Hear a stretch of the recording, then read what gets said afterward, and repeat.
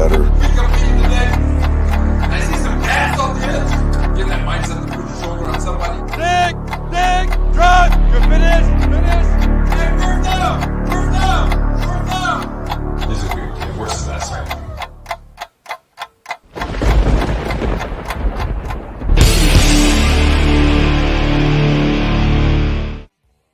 Yeah, all right. What's up, Jets fans? This is GreenBean back with another late show, the After Hours Jets Fest. This is where we take all our clothes off, so to speak, figuratively and metaphorically, of course. We expose ourselves to one another in hopes that we'll overcome our fears and all that sort of stuff. What's happening, guys? Again, we are following up the Talking Jets panel with my good friends Matt O'Leary and Ryan on the Jets Talk 24/7 channel. I'm feeling kind of glossy. I don't know what happened. I feel like I need a, right? What happened? I need my makeup lady. She powders me. This is what happened. This is what Alec Baldwin has that I don't, guys. This is where that's the difference. Everything else is borderline identical. And the only thing I don't have is the powder lady. And some other things. Maybe I do have my craft services. I got my macadamia nuts. That goes a long way, man. It does. So I'm happy to be here with you guys. I told Stud City, I don't know if he's here yet. Told Stud City and Kelly and Salty I was going to do 40 minutes tonight. It's now 10:33. And we will do 40 minutes. Let's see how I do with that. You want to know why I want to do 40 minutes? Number one, I stay up too damn late, right? There's that. Number two, as you know, this is my new studio. And while I am progressing nicely, you see, let me show you guys something. Hold on. You're the first, okay? You ready? You're going to see something.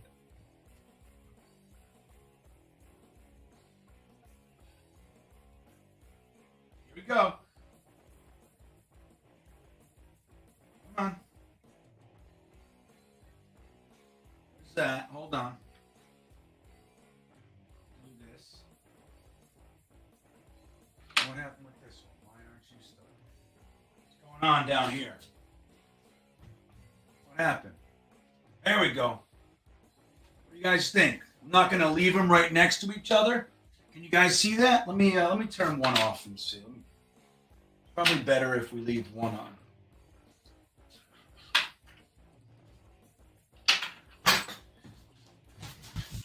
Can you see it? Oh, you can't even see it. Holy shit. That's not good. I got to figure this out. Let me show you guys what it is, though. Let me try. Hold on, everybody. I'm not going to be able to get it much closer, guys. Can you tell yet? This is as close as I can get it. Oh, that's a bummer. Hold on. Let me try to, maybe if I do this, let's see. Why aren't my remotes working, man? Can you see it now? Oh, this is a real bummer. I was excited about that thing. That looks like complete shit. I can't. Hold on. Last time. I promise.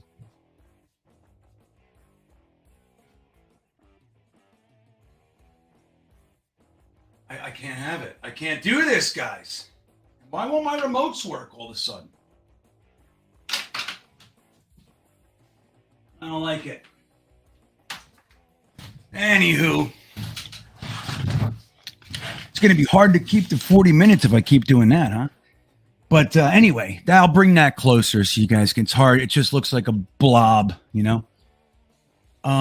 So anyway, yeah. So I want to do 40 minutes because the next hour or so after that I am awake, I have all kinds of audio stuff that's going to pump this up.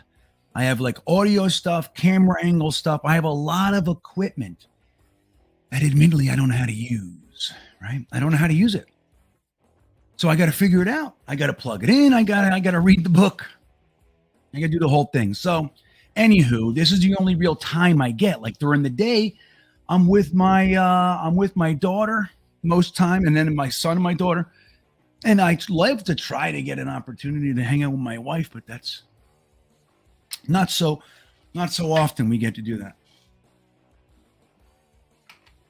So anyway, we'll say, we'll chat, we'll talk. We're going to dig in, right? Like Maximilian. It's not Maximilian, which I think I called you that for a little while. Maximilian. He says, why are Jets fans so reactionary? And I say, I don't know. I think it's because where we're from, most of us, New York, New Jersey, Connecticut, the tri-state and bubbling around areas, very intense. Like, let's be real. Even like Boston, Philly, it's an intense area. Like, we're more intense. You go out to Ohio and you go to Cincinnati, which I've been numerous times. I worked out there. And you'll see. It's not the same. You go to Arizona. It's just not that intense, man. You got your assholes, don't get me wrong, but it's not the same. So there's that. And then you add to it. Like, we don't just suck like Detroit, right? And I bring this up all the time. You don't just suck like Detroit as a Jets fan. We have, even this past game, while it wasn't the most embarrassing game, we've had much, much more painful. We were supposed to win, and we could have won. But that's the day our quarterback decides, I'm going to play my worst game of the year. And then, we get a pick six, but there's a penalty. I mean, other teams deal with them. This wasn't the most, but it falls right in line. We don't lose right. Look at, even the PFF thing. Again, you guys know how I feel about PFF. I'm not the biggest PFF guy. I'm not. The shit they did with Quinn Williams coming out and giving them a 64.9 or whatever, then Jets fans got nuts, and then they said, 74. And they said, no. Then they said 84. It's like, what is this? Aren't you a statistical analysis firm? So, and then they admitted, the guy said, I'm sorry, I didn't even watch the game. Like, what? So anyway, but they have us as the number one defense in the NFL, statistically, and the number 32 offense. That's why we're so nuts, bro. We can't just have top 10, good, maybe not the best, but we're good on ball. No, we have the best and the worst. And again, it's probably not even accurate, but just that idea. That's us. That's what we deal with. And that's no way to live, Max. It's no way to live. I know GreenBean's burner says GreenBean's going to do an hour and a half minimum. We'll see. I'm 10 minutes into this piece. Mumtaz, our good friend, thank you, buddy, for checking in with the super chat. I do appreciate it, as I'm sure you are aware, sincerely. As JD said, Zach had 9 explosive throws, but he made stupid mistakes and still messed up easy short throws and doesn't take easy first downs with wide open crossers like on the second interception. Why can't they fix it? Mumtaz, I gotta say, number one, if I knew, I don't know. I think they would, if it was that easy, I think they would just fix it. But I do have ideas, and those I will give to you. I will bestow upon you my thoughts, my ideas. Like you said, so Zach had 9 explosive throws. Great.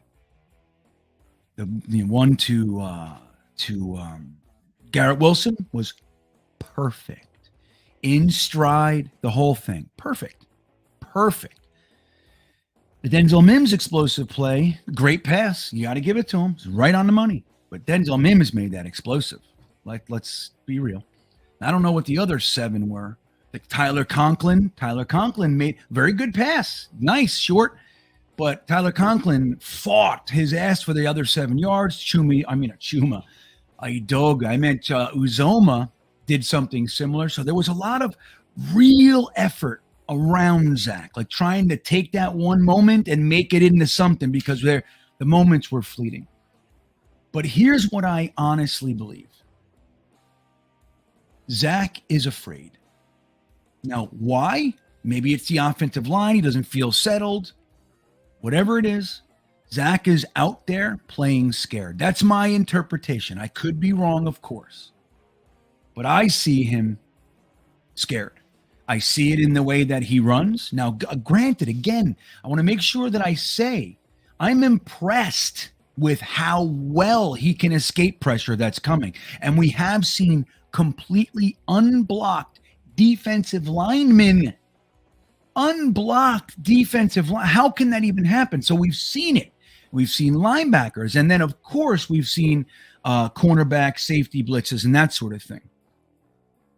So maybe he just does not trust this piecemeal O-line. Maybe, I mean, think about it. We haven't had the same O-line in front of him for more than 2 weeks this entire year. And that includes Joe Flacco. We have not had the same O-line. That can have a lot to do with it, man. Even when they're playing, even when they're practicing, when they're performing well, the damage might already be done. He's fucking scared back there. So that's, I think, one thing. Because you see it, man. He's afraid to take off. He'll run backwards all day. Like it's like almost like he feels safer behind the line of scrimmage. That's what I see.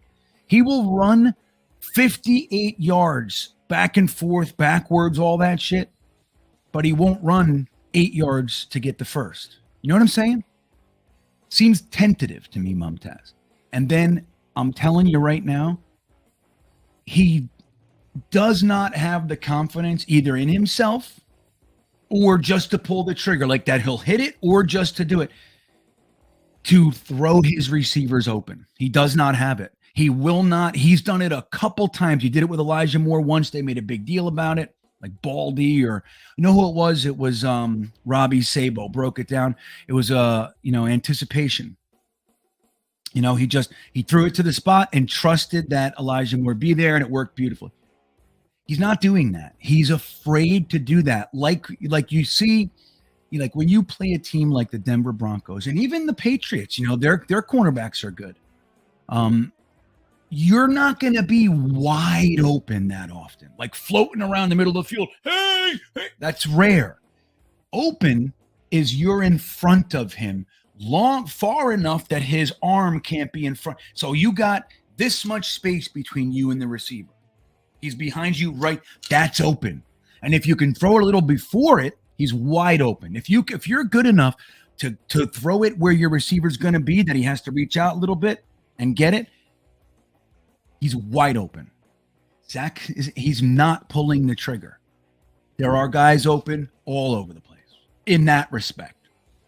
You know, a lot of guys are looking for people to be running 3 yards away. That's not open. I mean, it is, but that's not what we're looking for. You're looking for your receivers to get a step. That's it. Your receivers get a step, he's open, hit him. Zach's not doing that. So that's what I think. And I think the reason that he's not hitting the small stuff, the short stuff, whether it be dump off to Michael Carter or to Elijah Moore, the reason he's not hitting those is dovetailing with the idea why he can't hit anything else, because he's afraid. Like when he throws it, he's like, please, like that's what I get. Maybe I'm wrong, but that's what I see. Yeah, Jimmy Sags, it is helmet light, but you can't see it. I'm really bummed about that. I think once I get my better camera hooked up, right now I'm not using my good camera. I have some good stuff. Again, it's just it's useless, at least to some degree. It's not worth it to hook it up right now until I get my whole system in place, because I have more to do. I'm going to have to, anyway. So I'm not using the right camera. So maybe that'll help. It's crystal clear with that camera. You guys are going to love it. It is a football helmet, right? Modine said, looks like a crystal ball. Yeah, I know, but look, this is the thing. If you say every week that this is going to happen, and you're wrong, and then the 1 week it happens, it doesn't mean you're a genius. It just means that you say the same shit, and even a broken clock is right twice a day. See what I mean? Turn the string light off. Maybe at Stud City. Maybe. I don't know, Stud City. Paris, what's up, buddy? He says, would you rather have a team that dominates and wins a Super Bowl for only 1 year, then becomes dog crap, or a team that is always competitive but takes 10 years to finally win a Super Bowl?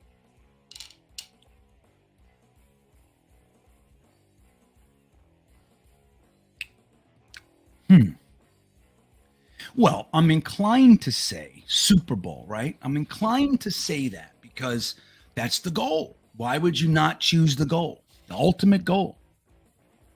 But I think for me, I'm 50 years old this year. In December, I'll turn 50. I'm at the end of the road of my 40s.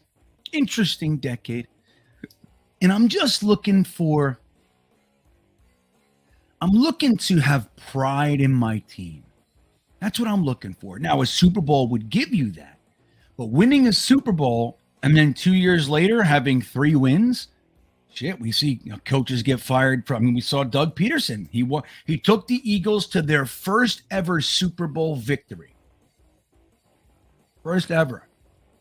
It was either 2 or 3 years later, he was fired. So, winning the Super Bowl and then having 10 years of shit would include new regimes, new quarterbacks, new this, starting over. I think I'd rather 10 years of highly competitive football with the Super Bowl at the end. Be 60 years old. I'll be drinking lemonade in my jail cell. Be drinking lemonade on a porch somewhere in Oregon, or maybe even here in Virginia. I don't know. So, and I'd just be like, yeah, man, we won. We've been a good team for a decade and we got it. That's how I see it. You know what I mean? That's what I think. I'm confident in my answer. I've explored it, fleshed it out enough. That's where I land. Let's see what else we got here. Now, you guys know I'm going to try to get to as many comments as I can. I already brought up 2 or 3 of the regular ones, but super chats come in and I make sure I get to them. So if you have something you want to say, a super chat will guarantee I get it up there. And then in addition, I appreciate it, right? You guys know that. It helps the channel. But even aside of that, I'm going to try to get to other comments, but it's difficult. I want you guys to know that. Beloved Peace, thank you for the super chat. I'll give you your credit, GreenBean. You were the first person I heard bring up Zach not being good under pressure because of his great O-line at BYU. Thank you, Beloved Peace. I was called for 3 months, maybe 2 months before the draft. I was called a Zach hater. I've had people that are friends of mine in the community that we live in, this online Jets community, call me, reach out, DM, or call my phone. There's a few people that have my number and try to say to me, like, dude, I don't think you're seeing the whole picture. This is more than one. I want you to know that. I've received calls of this nature. You're not considering all the variables with this guy. Look at this. Look at that. Look at this. What about that? You never thought of this. I said, I hear you. I see all that. I think he's very talented, super strong arm, blah, blah, blah, blah, blah, blah, blah. What fucking bothers me about this kid, number one, he shot up at the end of the draft. I don't love that. I don't like late risers in the draft. I don't. Look at Trayvon Walker this year. You're gonna tell me he's better than how's his name? Aiden Hutchinson? I don't think so. Right? And I don't even know. Let me look at Trayvon Walker. I don't think he's done all that much. Maybe I'm wrong here, but I don't think, nor did I think for 1 second that he was a better prospect than Aiden Hutchinson. Didn't think he was better than Karlaftis. I didn't think he was better than Jermaine Thibodeau. Are you kidding? I didn't. So he's got tackles. He's doing okay. He's got last week he had 5 tackles, 4 of them were assists. So he's in on the play. Then he's 5 tackles, 3 assists, 4 tackles, 3 were assists. But he's in there. He's got a sack or 2.5 sacks in 8 games. I mean, he's good. He's good. But Aiden Hutchinson is taking over games at times. You know what I mean? So I don't like that. And again, I'm not saying they're bad, right? I'm just saying, like, I am leery of the late riser. Like, once everybody gets their notebooks out and goes, like, that's to me. And this guy's actually much better. That to me, I just like the season, what did they do against other people at a high level? I definitely appreciate higher competition as well. Like when they do it against the SEC and ACC and like that to me is better than the USA conference. Or or you know what I mean?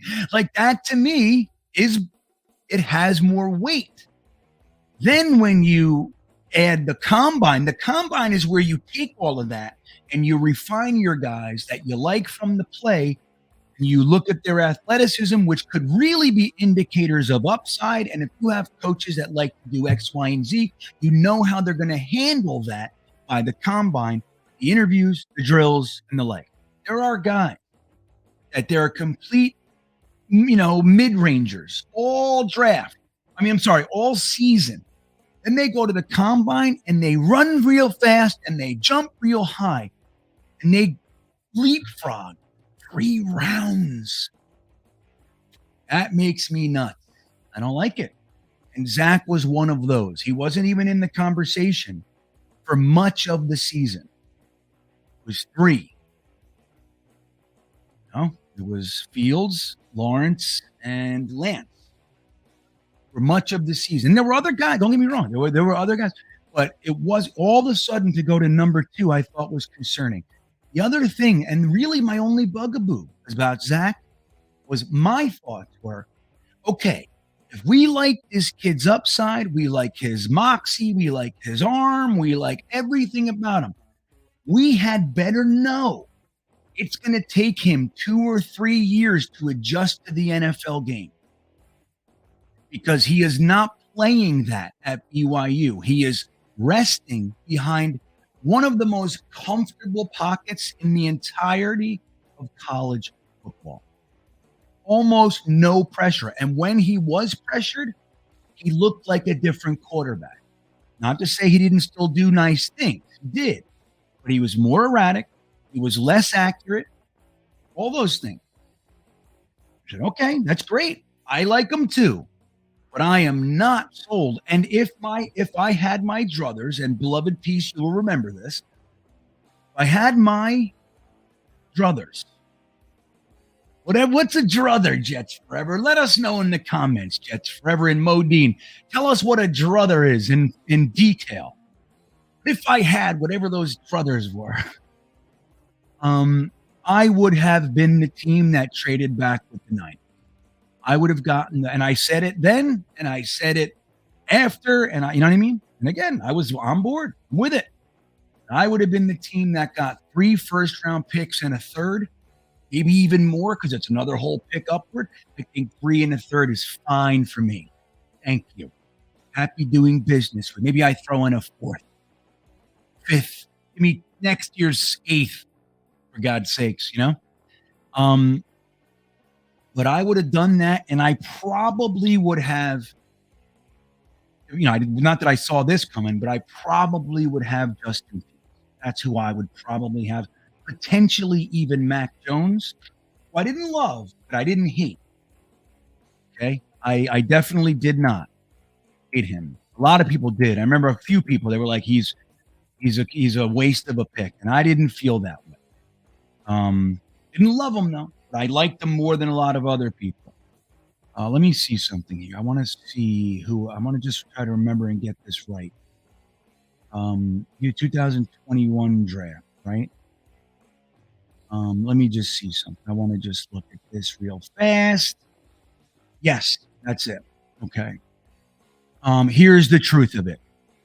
I probably would have taken Justin Fields. Like if I think they were at 12. Right, let me see here. No, they were at 10. Or did the Eagles trade up a little bit? Either way, let's say they were at 12. So I would have, I think they were 10. So I traded back to 10. I got 3 first-round picks and a third. At 10, I probably would have taken Justin Fields unless I really liked, Penei Sewell if he slipped. Jamar Chase, I thought, was leaps and bounds the best receiver in the draft. So I would have taken maybe him. But if not, I would have taken Justin Fields. he wasn't there, I probably would have pulled the trigger on Mac Jones, or I would have moved around a little bit more and taken Kyle Trask or Kellen Mond. I liked both of them a great deal. Then you also have Davis Mills in that mix. I didn't really think that much of him, interestingly enough. But anyway, that's what I would have done if I could. Now, that all said, when we went to the podium with the second overall pick, right, you can see it. Go back to that stream on Jet Talks 24/7. Look at the 2021 first round, and you will see what I do. They pick them, and I go, that's it. I wasn't. People were like, "Yeah, man, fuck yeah, I knew it. That's a guy." Great. I hope you're right. I did not feel that way, but I was not unhappy. I didn't disagree with it, especially after the trade offers were gone. You know, the Niners already did it and everything else. So anyway, yeah. And so you know what, though? Peace, beloved peace. That actually bodes well for Zach Wilson. I already thought he was going to take 2 or even 3 years to adjust to the NFL game. Add to that rookie coaches, rookie offensive coordinator, rookie receiver, rookie running back, offensive line. Like, I knew it. So to me, already looking at it that way, he's kind of right on schedule. We've seen flashes. You know, we've seen true flashes. Now, I'm tired of saying flashes, if I'm being real honest. And my impatience is, I'm not above you guys. You know what I mean? I feel the same shit you do. I do. But if you think about it, it's like it was very unlikely that he was going to come from the soft, comfy, cozy bed that BYU was for him and come into the New York Jets and be great.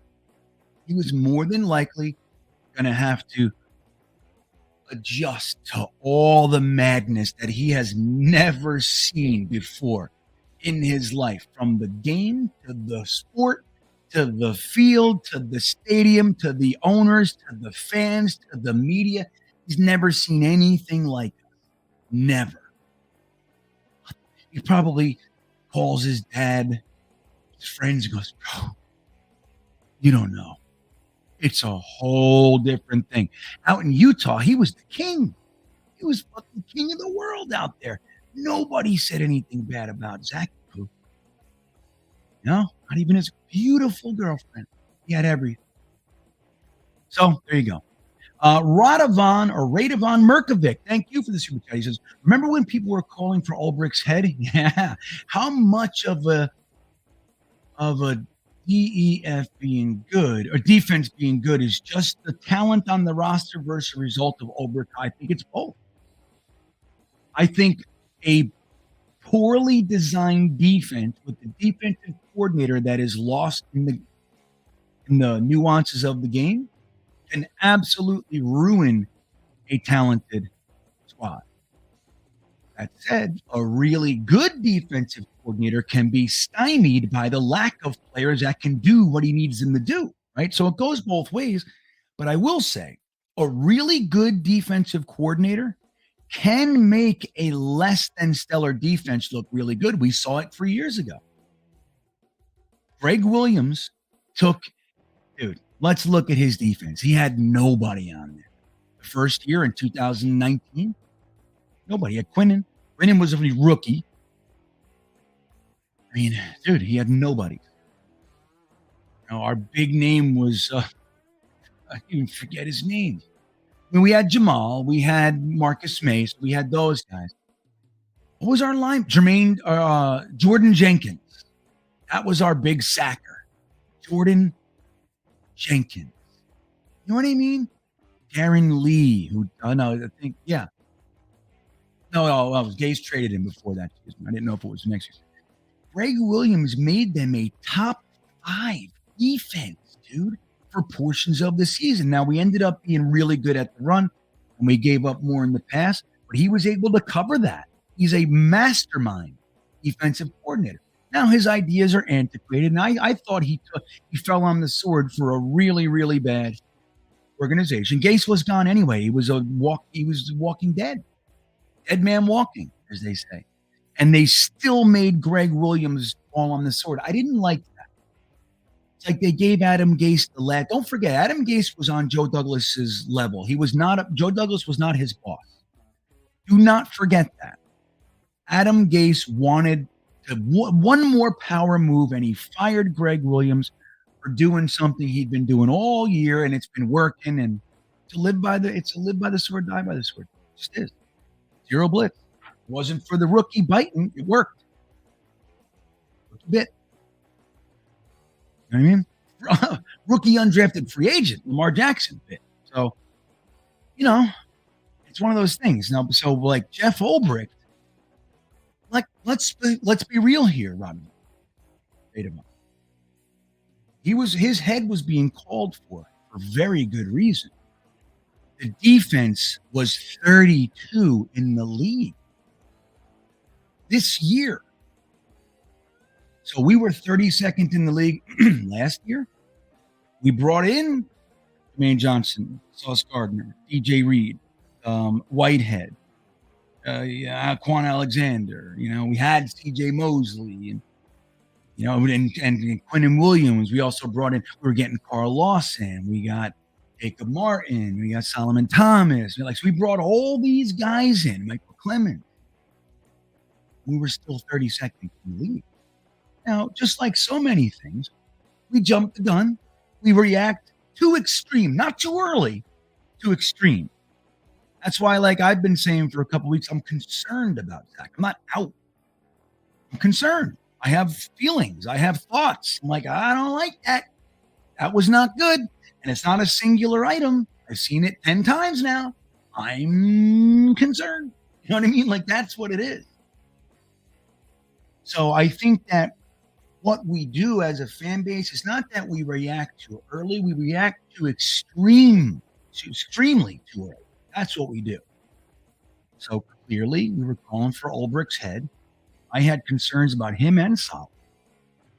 Those two, we won the Cleveland game week 2. But even though I have said numerous times, I do not believe it to be a miracle game. I don't believe that shit. Stupid.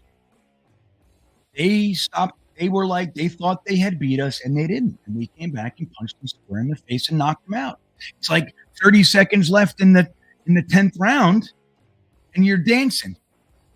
The guy knocks you out. Is that a miracle? No. The fight is still going on. You're in the ring, and you're being an asshole. You're inviting your kids on the sideline. It's you're in the ring, and your wife's on the ropes. Hey, baby, and your kids are out there throwing confetti, and the guy fucking wallops you. Does that make it any less real? But if you look at the two bookend games around that game, we looked like shit against the Ravens for the most part, and then we looked like shit against the Bengals, and then we stiffened up in the second half. We did okay, but still the game was troubling. So, yeah, I know. But I think, Jets fans, we were looking at what we saw. It mirrored all of what we saw last year, so there was concern. Now it's not just last year. Now Ulbricht's got numerous first-round picks and all these high-priced free agents. You better figure it out. Good news is he did, at least for now, right? At least for now. I'm happy. Ty Thompson, where is the fundamental breakdown? The coordinator, offensive coordinator, or quarterback? Here's my assessment, Mr. Thompson. I am of the thought that it is the coach's fault all the time. Coach has control over all of the variables. Who's playing, what the play is, where the guys are lined up, who's protecting who. That's all the coach. Now, the quarterback is obviously next.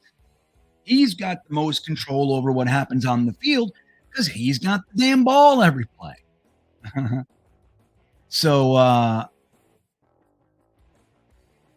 think that if if you look at the actual game, like let me say it this way: if the quarterback is having trouble, I believe it's the coach's responsibility to figure out during the game why that is and how can I mitigate it. If I need to play, underhand catch, that's the only, then I got to do that. That's my thought. I could be off. That's how I see it. Now, some coaches, like I said about the defense, some coaches that no matter what he does, he can't get around. This is the only quarterback I have, and he sucks. And the defense knows that he sucks, so there's 8 in the box, 9, and I can't run. So I have to put it in his hand. And he can't hit dump offs, he can't hit screens, he can't hit 10-yarders. The only thing he can hit is when people are running 25 yards on the field. So I'm going to do it. You know what I mean? That's, a terrible quarterback can absolutely stymie a good offensive coordinator. But again, I think it all backs down to the coach. And then ultimately, Robert Saleh, he's watching this. He thinks it's okay. He said, no, sit him down, Mike. We got to figure something out. Is he that bad? I got to go to a practice squad and pluck or why don't you use Mike White? And believe me, I'm not calling for that. But if that's how bad it was, you got to that's the coach again. You know what I mean?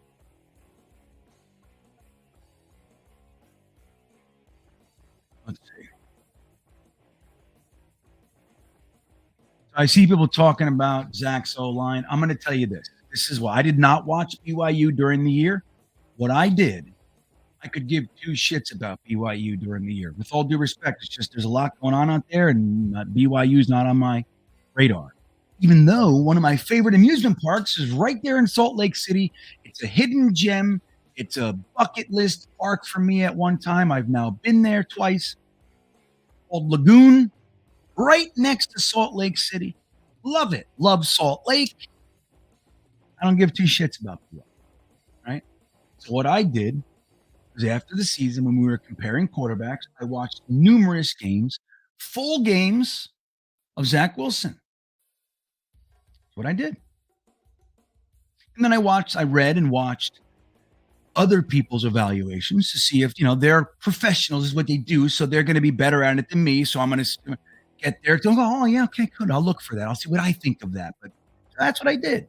That's what I came up with. People could say whatever they want about whatever.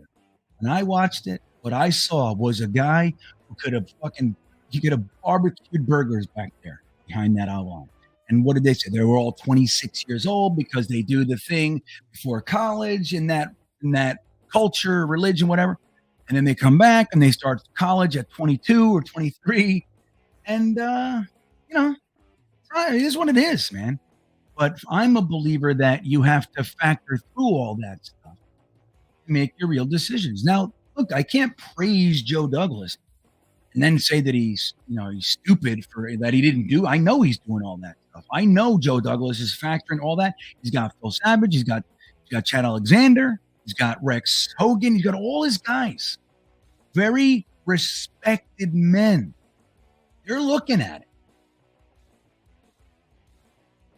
They made their decision. Now, for us, we're like, don't fucking bench him. Blah, blah. They might have already known this kid's going to take 2 full seasons before we even see him. If it gets accelerated and he gets ahead of schedule, great. They might already know. We're not even going to see this kid come. He's not going to get his head out of his ass till the end of his second season. You're going to hear his head's going to pop out. You go, holy shit, where am I? I'm not in BYU. That's how it's going to go. They might already know that. 11:11, make a wish. I'm now at 41 minutes. Make a wish, everybody. Let's all make the same wish without telling everybody, okay? Do it, everybody.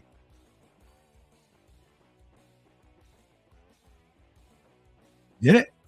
Did you do it? Did you do the one? It's forever. Did you do it?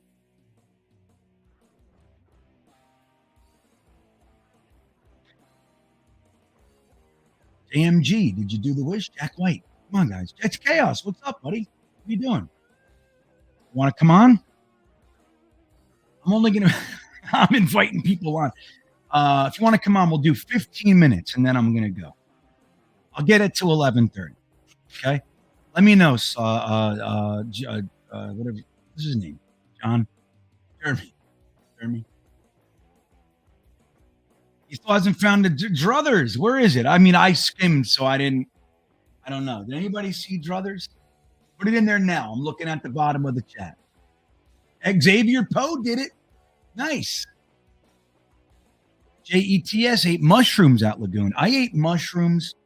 All right, Jeremy, I'll send it. I ate mushrooms at Action Park. Remember Action Park? You know, now there's the movie called Class Action Park, right? About all the crazy shit.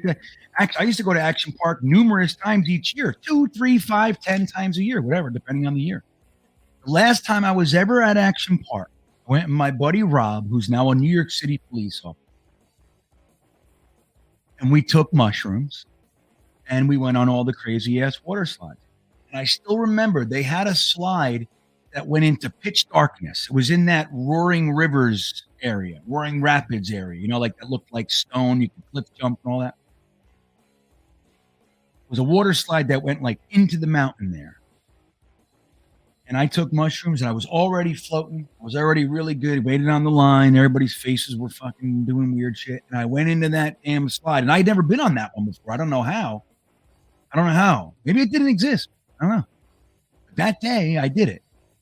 I went into that water slide and I had no idea it was going to get pitch black. I mean, to nothing, no light. Like now they get dark, but there's a little bit of light most of the time. There was none. And I don't even know if I'm still not in there. It took forever.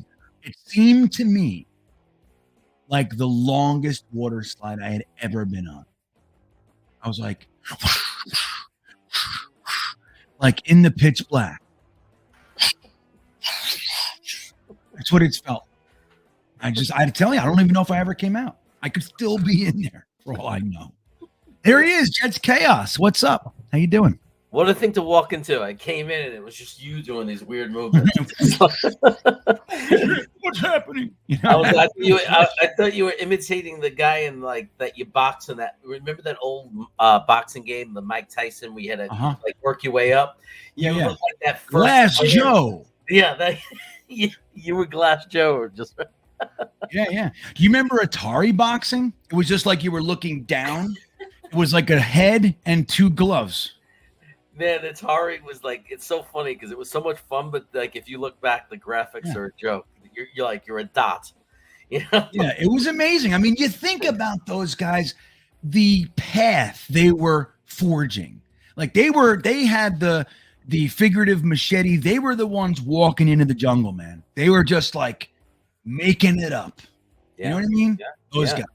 There's a really good, I believe it's on Netflix, a really good docu-series called like there's the movies that made us. That's good. Friday the 13th, Freddy, all that's really good.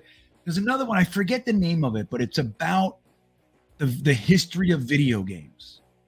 It's amazing. I'm like halfway through it and I kind of lost track. Dude, it's so good. It's amazing. Like I was loving, and for our age, it'll be good for younger people just to kind of see it, and it'll be cool. But for us, it's like reliving it, but with the backstory. It's amazing. Wow. I mean, look, video games had a profound impact on technology, without question. It drove the home computer world. Yeah, absolutely. Just like porn drove the internet. Yeah, it certainly it definitely motivated a lot of people to get a computer. Kev Chada says GreenBean must have been a master roller skater back in the 70s. Let me tell you this, Kev. I had a huge family. Still do, but I don't really talk to as many of them. It's just the way life goes, right? But I had 70-something cousins on one side, probably 35, 40 I was very close with. On the other side, I had a good 30. So I had a lot of people. That's just cousins, uncles, aunts, grandmothers. I had 4 grandmothers at one point. So almost every birthday party that we had on both sides was at USA Roller Rink in the Willowbrook Mall in New Jersey. And if not, it was at Florham Park roller rink, or there was another one in the Rockaway Mall too we'd go to. I was so good at roller skating. Remember they used to have like the people that were there and they'd tell you, slow down, slow down. I got yelled at all day. I was smooth and good. I could do backwards.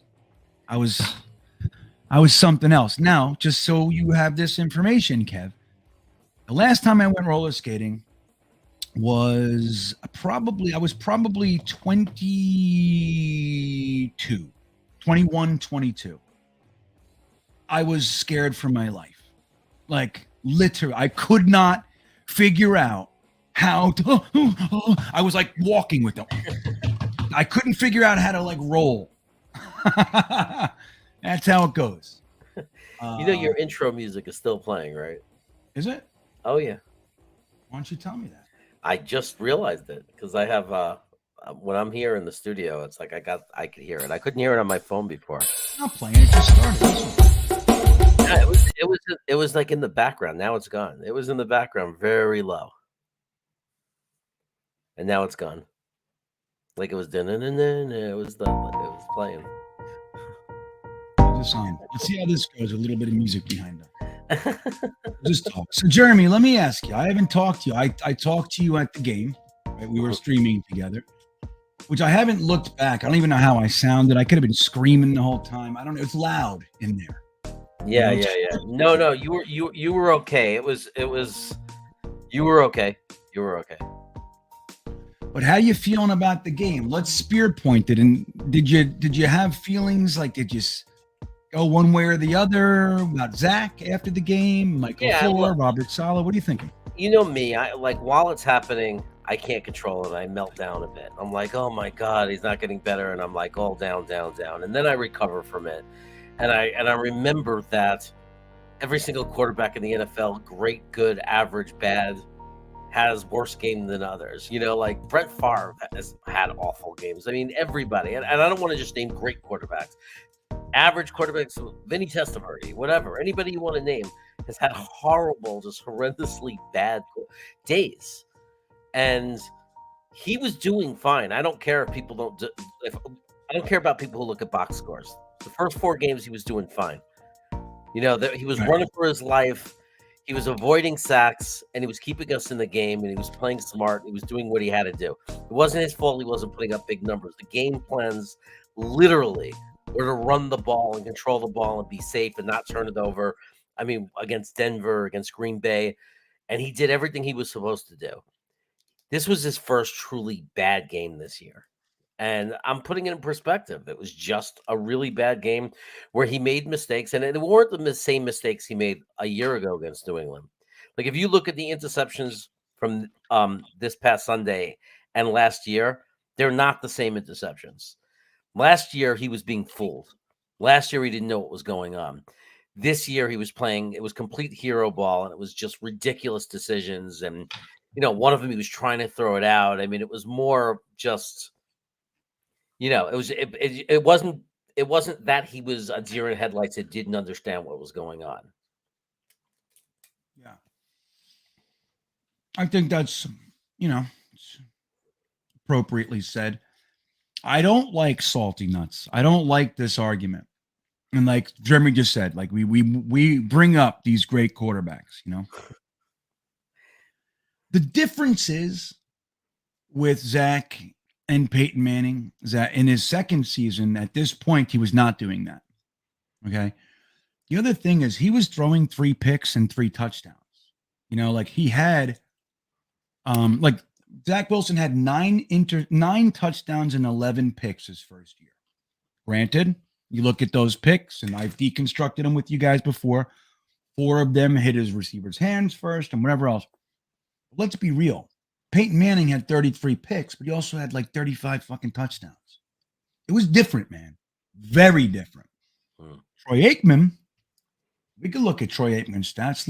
Let's see what it was. Troy Aikman's been coming up a lot this week. Like 4 or 5 times to me. Let's see, because he had that rough first year. Or was it 89, I think? Yeah, I think it was. I think you're right. Let's see here. I just want, here it is. Okay. So here, I'm going to, I'll just share this with you guys so you guys can see it real quick. So this is Troy Aikman. Again, I didn't preload this. I have no idea what these stats are going to say. Let's get together realistically together. So 1989, he started 11 games. He went 0-11. He had 155 completions on 293 attempts. He had 9 touchdowns and 18 picks. So that's very much, that's obviously even worse than Zach. I think didn't Zach had over 2,000 yards? I forget. I don't remember. So look at his next year and let's see what happens there. So he plays 15 games. His record is 7-8. 56. So his completion percentage goes up somewhat. He throws for almost 1,000 more yards, almost 800 or 830 yards, whatever that. Jeremy, you can do the math. He goes 11 touchdowns and 18 interceptions, right? So he's getting better. You see market improvement, more yards, better record, more completions, more touchdowns, still the same amount of interceptions, but there's progress. You can see it, which I think is really what we're looking for, right? That year, he also got sacked 39 times, which is a lot. I don't know if you guys are aware of that. It's a lot. 39 fucking times. It's a lot of times to get hit. So then in 1991, which he goes to the Pro Bowl, it looks like, right? That's what that is, Pro Bowl. I think that's what the star is. Just want to make sure I forget. All right. So 1991, he plays 12 games. I don't know what that is. So he's 7-5 as a starter. He throws 237. So same, a little less attempts, but more completions. 65% completion percentage. Yeah, he throws for more yards, 11 touchdowns, and almost completely removes the interceptions. Oh, no, I'm sorry. I was looking at the wrong one. So he's lowering the interceptions, but staying. So do you see the progress? Like, even though it's not stark yet, it's there. Does that seem the same way to you, Jeremy? Are you seeing it differently? Yeah. I mean, from a box score perspective, that's right. and that's the best we can do. Obviously, we're not going to look at every game and everything. You can see that it wasn't overnight. It took time. I think, from Zach, like, if I'm not too concerned about, I don't know if the box score, how much better it's going to look. I mean, we could take a look, but I know from what I'm seeing with my eyes, that he was a better quarterback. He's been he's definitely been better than he was last year until Sunday. I thought, like, just as far as making better decisions, he was protecting the ball better. But definitely he wasn't taking the step I wanted him to, statistically, for sure, obviously. Yeah. And the eye test, right? You make a good point. Like, right, we're looking at box score. There's so much going on, right? And I say that all the time. The box score does not tell the story. And when people do that, they bring up box score only. I don't even want to talk to those people because they're most of them, and this is where like PFF and those guys come in. They didn't even watch it. They're looking at the end result to make their conclusions. They do not know what was happening. And I'm a big believer in the story. Okay. But like when you look at this, again, you can see just box score, and there's all kinds of different stuff. Don't forget there's Emmitt Smith and Michael Irvin come into play, and Novacek, all the guys come, right? So there's that too. But you look at that, what Joe Douglas is doing is very, very good for a young quarterback. The offensive line hits are not helping, but in my opinion, I think Joe Douglas is on the hook for a little bit of that. You have to. But I think you can't possibly prepare for losing 4 starting offensive tackles. 4 in the first 8 weeks, no less. Right? And your guard. So I don't think you can plan for that. So anyway, when you look at the eye test, Mike White's still there. I'm sorry. I was just playing. That was not. I wasn't doing that to make him to do a message. It was a joke, and then I switched over to the other screen, and I wasn't. All right. People are getting like, "Oh, fucking! What are you saying with the Mike White thing?" I don't know. So the other thing, it's like when you look at the game itself, in my opinion, it was actually worse than the box score showed. And I'm giving the beautiful passes. When they were good, they were really good. I'll give him that. But his receivers, whether it be Conklin, Uzoma, Mims, Garrett Wilson, they were doing their work too. Let's not forget that. Mims added 70 something or 70 yards to Zach Wilson's box score on a short little dump, right? Conklin added probably collectively like 15 more yards. Uzoma added yards. Garrett Wilson on that big bomb, he added 10 more yards after the catch. So it's like that kind of stuff. And I'm not taking that away from Zach or anything. I'm just saying, like, there's a lot to it. There's a lot to it. In my mind, what did he have? 21 for 41 or something like that? 23 for 41? It sounds just about right. Yeah. Something in like that. Right. I think it was 19 for 40 or something like that. Yeah. So, I can't move on without seeing. We're going to get killed, you know what I mean? And it's like, all right, so he had, let me see. That game he was 20 for 41. So he had a 48% completion percentage. And don't forget, he had 41 attempts, but he also had one drop back that was a rush that he made 1 yard or 2 yards, something like that. And then there were two more that he was sacked. So we actually sent them back to pass 44 times or 44 times. That's what I think is so crazy. Like, so, yeah, I thought Zach Wilson looked like complete shit. I really, especially as the game, like in the beginning of the game, I was like, okay, he's okay. He's all right. And then he kind of shit the bed. He fell off a cliff. And I was like, why are we, we have the whole half. We're down, or we're up in the third quarter. Then they score and we're only down just a little tiny bit. Why aren't we running the ball? Like, why we ran the ball 14 times?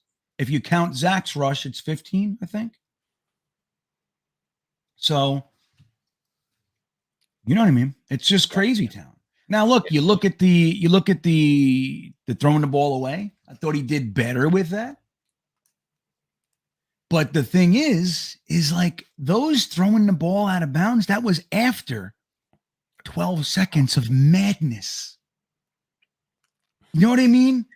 Complete and utter madness. It reminds me of Fran Tarkenton. Remember the old yeah, totally. Yeah. The only difference is Fran would fucking find somebody 60 yards down the field after that. Right. He was able to still see the receivers downfield. Yeah. Zach struggles with that. And I think he is seeing them. I think that he can see them. Again, and I maintain this until proven otherwise. What my eyes are seeing is a quarterback that's shit in his pants. He's afraid to pull the trigger, man. He's trigger shy. He's gun shy. That's what I see. He's afraid to take off, and he's afraid to just zip it in there. Garrett Wilson has a step. Give it to him, man. Just give it to him. Let him get the ball. Throw it ahead of him. Let him get the ball. I don't think he has the confidence in his ability to get it there. That's what I think. The short shit, it's almost too easy for him. He can't do it. He's stuck. And that's a big problem. So that's where the OC has to come in and fix that. You have to do something to get him in the rhythm and get his confidence back. And if you can't, that's on the coach, in my opinion. You know what I mean? Yeah. Yeah. No, I'll say it again. It seems like he makes his best plays. Like when you think about that fourth quarter against Pittsburgh, and then even in the last drive here, when he stays in the pocket and he just does it right away. Like he just does the quick, snap the ball in the pocket, throws the ball. And it's almost like the less he thinks, the better he is. It's just, the less he's into what's going on, like you're saying, the happy feet, the panic, oh, I'm in trouble. And then everything just goes to crap. But like in Pittsburgh, and I don't know why we're not trying more of it, when he was just in a rush and just making the play happen, like no thinking, he had no choice but to throw it. He couldn't hold on. They were desperate. Snap the ball. Corey Davis, he'd throw the ball. Perfect pass every time because he wasn't thinking. He was just urgently letting his talent be his talent. So I think they should play quick huddle. I think they should come out against Buffalo. I love it. And go quick huddle. I know, but I don't think LaFleur will. 2-minute drill. Because LaFleur's too stuck. In my opinion, maybe I don't know shit about LaFleur. Maybe I'm way off, right? But it looks to me like LaFleur is just kind of like he gets his plan, he designs it, he puts all kinds of time and energy and thought, and he sticks to it. That's it. That's what it looks like to me. Paris saying he threw it. Well, I want to say Romeo Dredd. I know that's funny, but that does not take away his greatness. I remember that. Aikman set up behind the guard and put his hand under his balls. Hey, man, get out of here. Center's like, hey, I'm over here. And Paris saying he threw a lot of balls out of bounds. I get it. I mean, is that I mean, it's a positive from one perspective. But when there are guys running around that are open, and again, we're not talking about 3 yards open. That doesn't happen all the time.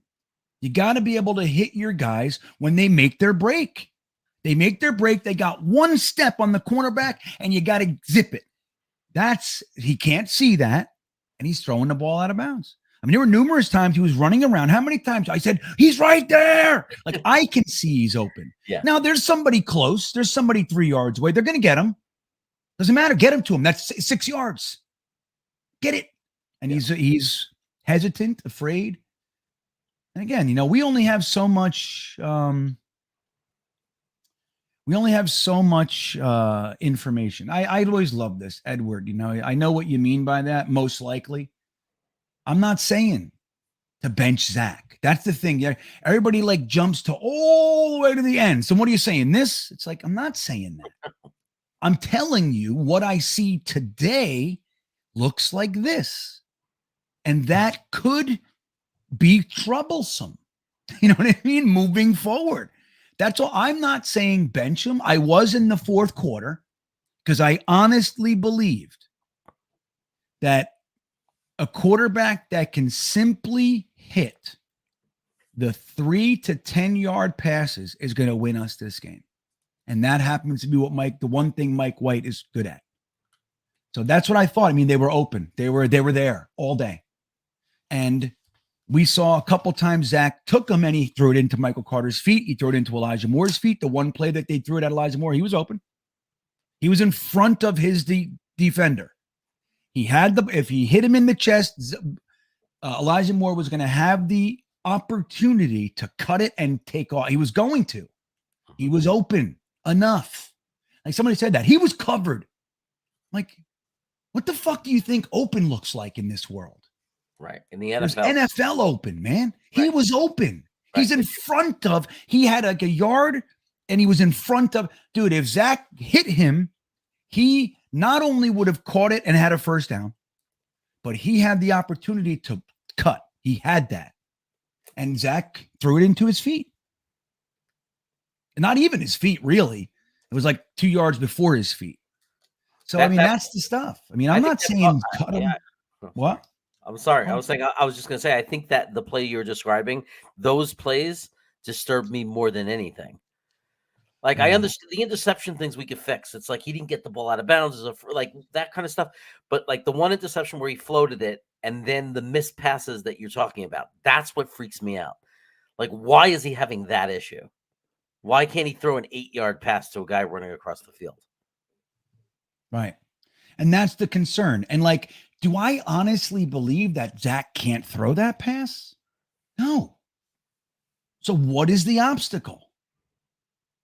It's not physical. It's not. And I don't believe it's intelligence.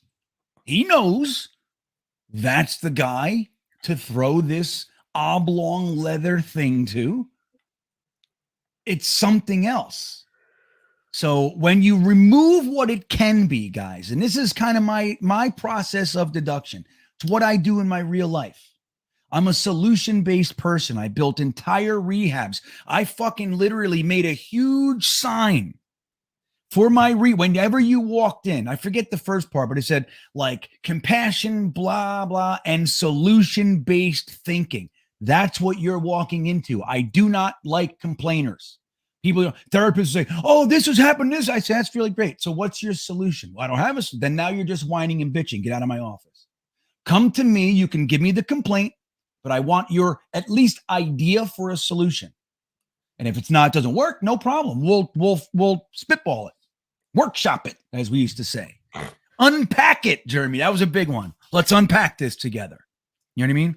So it's like, but I like solution-based thinking. So one of the things I do is I have a process of deduction. It's not physical. It's not. He's got the arm strength. We've seen him make the throws. You know what I mean? Like he did it all through college. We've seen it in the NFL. We've seen it. He can do it. It's not his ankle because he's running around. It's not his knee. I mean, it's not because he's running around like a fucking crazy person. He's able to do all this kinds of stuff. You know what I mean? He's got the escapability. He's got it. He's got the weapons. They're there. He's got ample weapons on any given play. Even if they trot out Jeff Smith, Berrios, Michael Carter, and Elijah Moore. That's more than Sam Darnold ever had. Just that alone. I mean that. Sam Darnold had Crowder and Robbie Anderson. But, most of the time, one was hurt or whatever. But I'm just saying, like the array of weapons that Zach has, Sam Darnold cries and thinks, why did you wait till I left? You know what I mean? Like, that's what, he's like, well, fuck, I never had that. But it's like, so it's not that either. It's not physical. It's not the weapons. It's not, you could say the offensive line, right? But not every play. And he even has time to set his feet after the madness, the melee. He sets his feet again. Sometimes, at least half of those, he sets his feet, throws it, so he has the opportunity. So what could it be then? I've removed a bunch of things. And it's not, we know he's a bookworm. We know he studies. We know they have to kick him out. Remember those stories? They have to kick him out of the fucking facility. So it's not intelligence either. The only thing left it could be, in my opinion, is fear, which manifests itself as hesitance, being tentative, unsure. You know what I mean? That's what that looks like. It's not like he's out there like, don't hurt me. It's not that. He doesn't give two shits about that. He'll run around with these guys all day long. It's, I can't let it go. I can't. I couldn't. It wasn't there. Trust me, it wasn't there. You know what I mean? And it was. So that's where it starts. And then it becomes something. Anybody know? Like, it's called making a mountain out of a molehill. Something this big happens and because of fear, you make it this. And then next thing you know, it's a whole thing that you go to therapy to overcome. It's like, so that's what it is to me. It helps if people believe in you. I think dude, shit. If anybody this organization's given him everything. Again, the offensive line issues are very, very real. And I think that Joe Doug is doing a great job trying to, we're doing it. We're getting, and hopefully we get some guys back. Getting Fanton Mitchell back is going to be a great help. Thank God for Nate Herbig. Think about with Ray Van Roten. Holy shit. You know what I mean? So, I think it's fear, guys. That's what I think it is. Now, what that means, I don't know. How does Michael LaFleur and Robert Saleh know how to deal with fear? How to really deal with it? Not like, motivational speech. You know what I mean? Like actually process and get them through it. I don't know. But it's real. Fear ruins lives. Make sure that you understand that. And in my world, we say fancied or real. And we say it about resentments, but resentments are just fear, right? Like when I'm angry about somebody, it's just fear, Jeremy. You know what I mean? Like if I'm mad at you, what am I mad at? I'm mad that you're going to take my wife. I'm mad you're going to take my job. I'm mad that you're saying shit about people.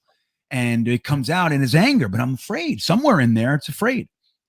So we say resentments, fancied or real. Fancied means pretend, fake. Fake or real have the power to kill.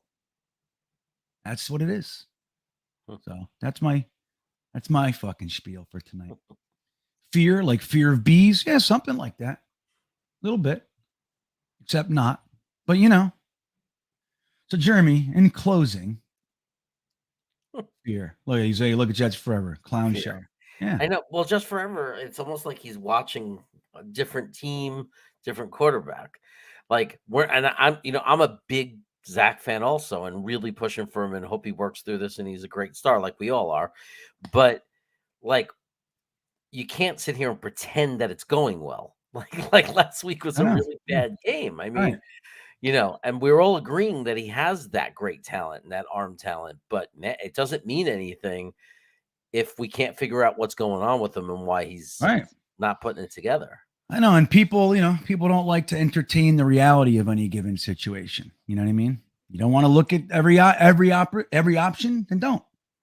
You're going to run into some brick walls because there are other options that you're not including.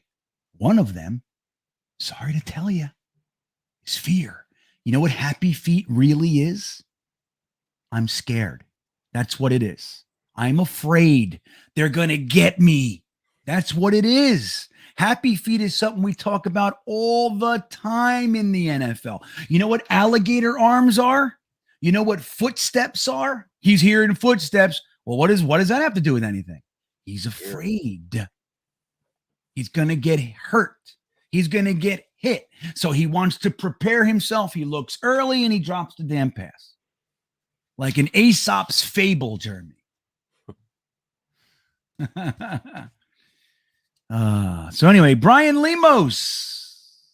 What's up, buddy? Thank you. He says, I think we coddled Zach too much. And that's the word today. Everybody's using that word today. I think it came from somebody, maybe it was Fitzpatrick said it, I think. So it's going around. The word coddled. I've seen it probably, 24 times today. It's interesting. But doesn't remove Brian's point. So Brian says, you think we coddled Zach too much and he still has to learn to be a quarterback in year 3. I hope he gets it right, because if not, we just let a great defense go to waste. Well, I mean, look, the truth is we're still building this defense too.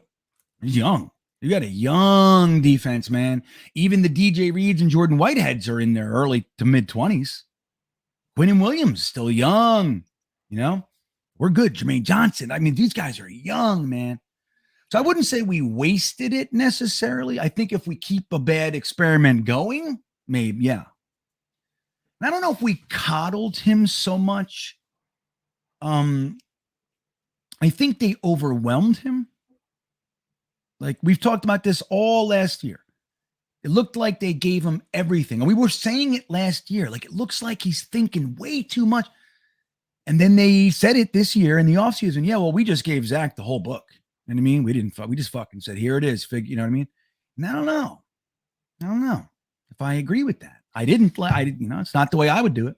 I kind of feel like Mac Jones was the one that was coddled. If you want an example of a quarterback last year that was coddled, now he's being exposed because you can't coddle and protect someone forever. Yeah. So again, Brian, I don't think you're wrong, and I definitely don't know.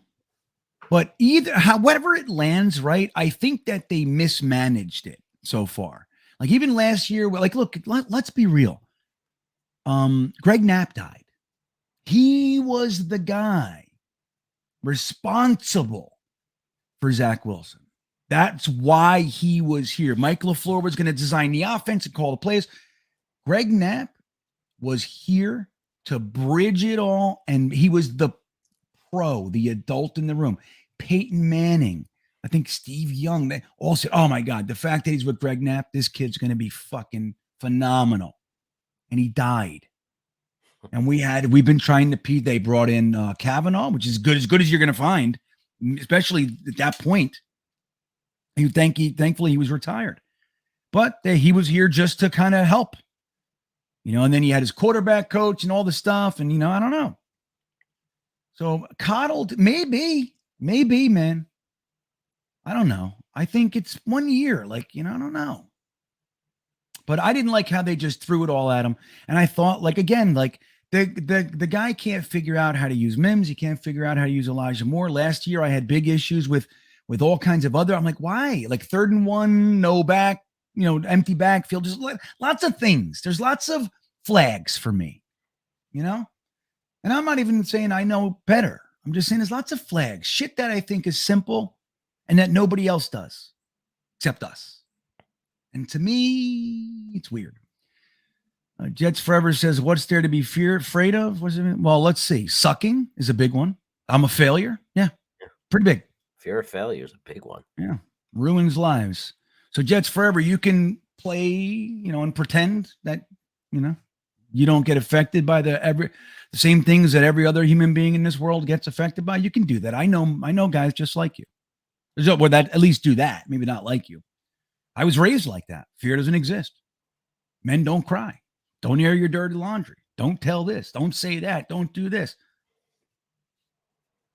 It took me 10 solid years to untie those knots. And now, fucking awesome. Now, not only am I completely capable of accessing all the shit that those hard men taught me, I can access it like that. But now I know everything else, like how to be on the other side. I can be gentle. Imagine that. And I can be understanding. Yeah, Jeremy. Choke somebody out. And when they cry and say, I'm sorry, I can go, okay. Thank you for apologizing. I understand. Let's talk about this. I can do that. I know what went wrong on Sunday, by the way. I figured it out. I was thinking about it. What's that? A certain little girl didn't come in and give you a cookie. Oh, tell me about it. I know I left the roost. I left the roost. I don't know how often I'll be doing that. What's happening? We need the cookie. I'm telling you, the good luck cookie. Yeah, man. I'm telling you. Island 24 or Island 24. This will be the last super chat. So thank you, everybody. But remember, Zach started his second year last week with multiple interruptions in between. I'm going to be patient a bit. I know, you know what I say to that, Island 24? I understand it's his 18th game, so technically speaking, this was his first game. I think we're really piecing up together too much. That's what I think. Yes, he didn't have his preseason and he didn't have his first three. I get it. Yes, that's very real. And he should look rusty and all those things. He's now in his fifth game of the year. Well, he's played 5. So yeah, he's played 5. Yeah.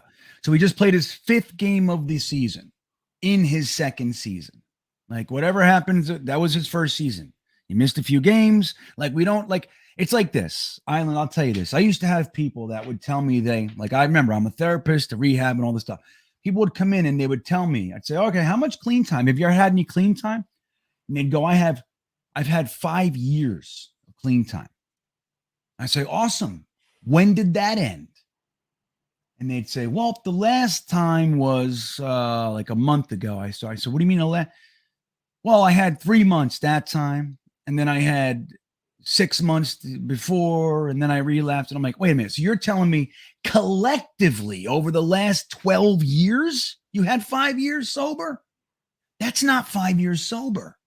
You guys see what I'm saying? So like, it's all about how we look at things and view things. The way I see it, and again, I'm not saying I'm right. I say that all the time. My viewpoint, and maybe maybe it'll resonate.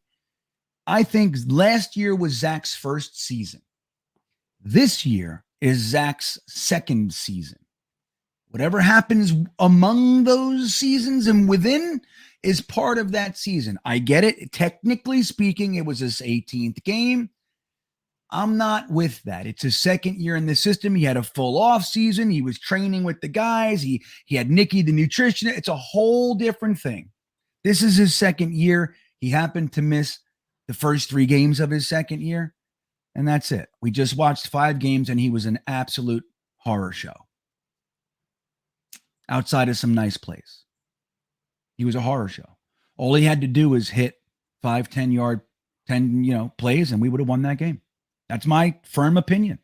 And JFM didn't help. Let's see. Holy shit. Nobody listens. They won't let you leave. They won't listen. Kelly McTavish, we're a young organization. We're good. Yeah, Kelly, I agree. We're young. And that includes the coaches too. Like, that's what I'm saying. Like, when I say I think they mismanaged Zach Wilson's rookie year as far as how to bring him up and develop, it doesn't mean I think they suck. It just means that that's the thing. Like, people draw conclusions too much. I'm simply saying, I think that if they had it to do it over, they might change some things being where they are now. And I feel the same way about this year. I think in 2 years, they're going to look back and go, holy shit, why did I do that? Quinnen should have been on the field 98% of this. What the fuck was I thinking? Jacob Martin, Solomon Thomas.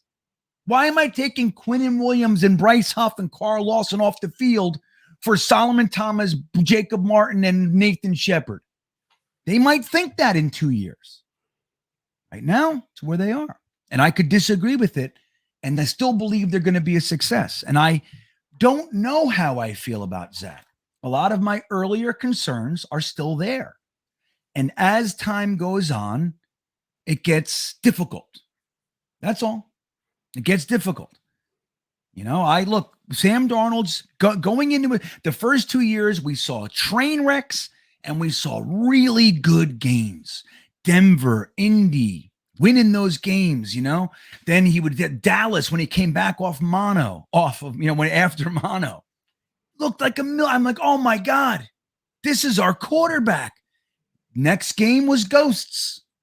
So like, he had all those flashes and ups and downs. And going into his third year, I was absolutely confident he was going to be a 4,000-yard quarterback. Yeah, not perfect, but I thought the next step is undeniable with this kid. And he looked so bad that when Joe Flacco came in, his first game, he threw for 300 yards. I knew. And I was the one, the offensive line, the no weapons, blah, blah, blah, blah, blah. That was me. I saw the same flags. I saw it. And I was like, please, like, come on, let it be the damn receivers, man. You know, Joe Flacco came in and threw for 300 yards or so, his first 3 touchdowns, his first game in relief of Sam Darnold. I knew. And so did Joe Douglas. Joe Douglas knew that day, this kid ain't it. And I'm going to get rid of him. I just got to make sure I do it right. And he did. New York Jets tales, ground and pound with our current defense and has win us games. Why can't we dude, you're preaching to the choir, my friend. We ran the ball 14 times on Sunday against a team whose weakness is the run. And when we did it, it worked for the most part. I mean, not every play is going to work. Even if your passing offense is working, it doesn't mean you're not going to have incompletions and plays that they get, that they figure out and stop you for a loss. It's all part of it. But overall, we ran the ball 14 times and you could see it. Michael Carter, 4, 5, 6 yards. Even James Robinson came in. I think his first play was like 3 and his next one was 5. That's working.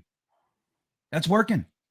Ty Johnson had 2 rushes. I think the one was 5 yards, 6 yards. Completely abandoned it and decided this is the game I'm giving to Zach Wilson. He's going to do it. And Bill Belichick's made a career out of making our quarterbacks look like fools. And Mike LaFleur took the bait. Whatever Belichick was dangling out there to make him think this was the right move, I'm a firm believer that's what happened. Bill Belichick fooled LaFleur, put it in Zach Wilson's hands, and Zach Wilson was shitting his pants and incapable, and that's what we saw. We saw a pro beat novices with a lesser team. That's what it was. So I wish he could, New York Jets tales. I really do. I wish we would just stick to it. I wish we would just. I think LaFleur probably saw Bryce Hall, and he's just fucking said, I don't have a running game anymore. Like, I don't know. It's like the first week when he started Lawrence Cager. You know what I mean? Like, he's like, he gave Lawrence, like Garrett Wilson had 2 targets and Lawrence Cager had 5 or whatever. It was like, what the fuck is that? You know what I mean? Can anybody say, even that day when all the fans who were buzzing about Lawrence, can anyone legitimately say that the undrafted wide receiver turned tight end in his first fucking season should be getting the ball more than our 10th overall pick? Can anybody justify that to me? Because I don't agree with it. on any level. The only thing I could say is if they were doubling Garrett Wilson all day long and he was the only guy left, you got to throw it. He's the guy. They're putting linebackers on him. That's it. Everything else doesn't work for me. And we watched it. So, that's right. Billy's nailing it. We're actually a very balanced team. We shouldn't be throwing the ball 75% of the time. And add to it when our quarterback is clearly not handling the game well. So, anyway. Remember everybody was nuts about Cager in the remember? You remember. And I'm just as susceptible. Don't get me wrong. I'm not rubbing anybody's face in it. Just saying. What we're excited for a lot of the time, it's Streveler. Let Lawrence Cager be a lesson to all the Streveler truthers right now. Streveler was in the Canadian League 7 months ago. Fucking please. Can we? It's amazing, how many times we've lived through this. Remember, it was like the youngest Sims brother who would be good in the preseason. Like, it was always somebody that would be good in the preseason that we get, Jet fans would get fooled and think they should be in the game. They're a superstar. And then until they come in and you're like, oh. Yeah. I know. Look, and then look, he was in the Canadian League just a few months back. And then we saw 3 consecutive fourth quarters in the preseason that he looked legitimately exciting. I get it. Yeah. But that's all it was. 3 preseason fourth quarters. You put him out there with fucking the Denver defense, and they're going to crush his soul. You know what I mean? So DeWeiss, CR. Are you Dr. DeWeiss? That'd be cool, huh? Hello. Thank you for the super chat. He says, what do the Jets need to do to upset Buffalo? I'll tell you right now what we need to do. No, I'm being serious, Jeremy. No, I had an idea in my head. We need to ball control the shit out of this game. We must have 5 to 10 minute drives on every single drive. If we start going 3 and out, the game's lost. I'm telling you. We need to be able to keep Josh Allen and his friends off of the field. We need to 3, 4, 5 yards a play, dude. That's all we need. You keep them off the field. You get points every time. You should be field goal, touchdown, 4 yards, 4 yards. That's what you should be doing in this game. And if they come up and they stop it, then good. You take your strike and you spread them back out. Until then, you just take the 4 yards. You keep your defense nice and fresh. Our defense can hang with them. Maybe they're definitely better, but they can hang with them. Our offense, if they're going to have a shot in hell, they need to stop believing there's something they're not and fucking be the running short game team that we are right now with this quarterback. If we do that, we got a shot. Puncher's chance. And it's division, and anybody can beat anybody. So there it is. Jeremy, you have anything to add to that? And when we're going to get out of here? It's been 3 hours. Yeah, obviously I agree with keeping him off the field. The only thing I would add is just, I think realistically to win that game, our defensive line is going to have to play its best game in the regime, like in the last year and a half. Like, it's going to have to be the lights out game. Like, and we've had some great ones this year. We've seen the defensive line have some amazing games. That would have to happen on Sunday. It would have to be lights out. Like, we're just crushing and dominating on the defensive line. Absolutely. And just to snowball, I just want to say this. I think you bring this up every week. He is one example out of 274,952 guys who tried. One. Okay? Just want to remind you that. Hey, let me tell you something. Streveler came in and was fucking the next coming of Kurt Warner. Nothing would be more delightful to me. Nothing. I'd be like, oh my God. That's like last year when Mike White came in and threw for 405 and beat the damn Bengals. I was like, could this possibly be real? Could it? God? Jesus? No, it wasn't real. It was a fun day.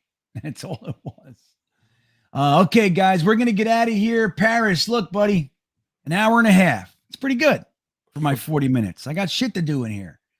So anyway, Jeremy, thank you for popping on. That's Jeremy from Jets Chaos, everybody. You guys know him, love him. If you haven't subbed to his channel, it's worth it, man. It's a good channel. It's a lot of different shit going on over there. Weird stuff. Weird stuff. Weird. Right. Giggles. Lots and lots of giggles. That all said, yeah, please like the video before you leave, all you guys. There's almost 200 of you in here at midnight. If everybody hit that like button, it would be a really, really great thing for the channel. If everybody hasn't subscribed, please do. That's huge for the channel, of course. And we'll see you for the Thursday thick of it, man. 8 p.m. GreenBean Jets fan. With that all said, I hope everybody mellows out just a little bit. Mellow out. Have a good night, everybody.